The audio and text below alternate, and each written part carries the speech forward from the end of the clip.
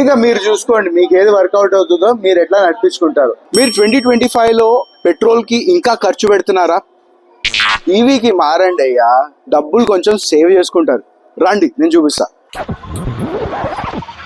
చలో ఇప్పుడు చూద్దాం. మన మార్కెట్లో బాగా ఎక్కువ సేల్ అయ్యే స్కూటర్ ఏది? యాక్టివా. మనకు యాక్టివా ఆన్ రోడ్ 1,20,000కి వస్తుంది. ఓకే, సుమారుగా. ఇప్పుడు ఆ సేమ్ రేట్లో మీకు టీవీఎస్ ఐక్యూబ్ 3.1 kWh కూడా వస్తుంది. Same rate EV petrol. Okay, ఇక్కడ సేమ్ ఉన్నది. నెక్స్ట్ ఏంటి? యాక్టివాకి మీరు నడిపించేటప్పుడు ప్రతి 45 కిలోమీటర్లకి 110 రూపాయలు మీరు పెట్రోల్ కొట్టాలి.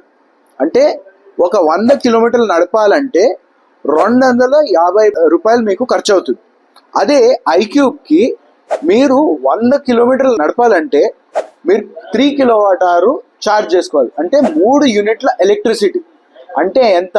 ఇంట్లో ఛార్జ్ చేసుకుంటే మాత్రం 30 రూపాయలు ఖర్చు అవుతుంది. 250 రూపాయలు ఎక్కడ, 30 రూపాయలు ఎక్కడ?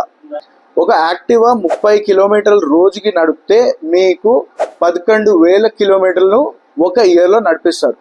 అది క్యాల్కులేట్ చేసుకోండి ఎంత పెట్రోల్ ఖర్చు అవుతుంది. సుమారుగా 25,000 రూపాయలు మీకు ఖర్చు అవుతుంది. అదే మీరు ఐక్యూబ్ నడిపించుకున్నారనుకోండి మాత్రం 3,300 రూపాయలు ఖర్చు అవుతుంది అంతే.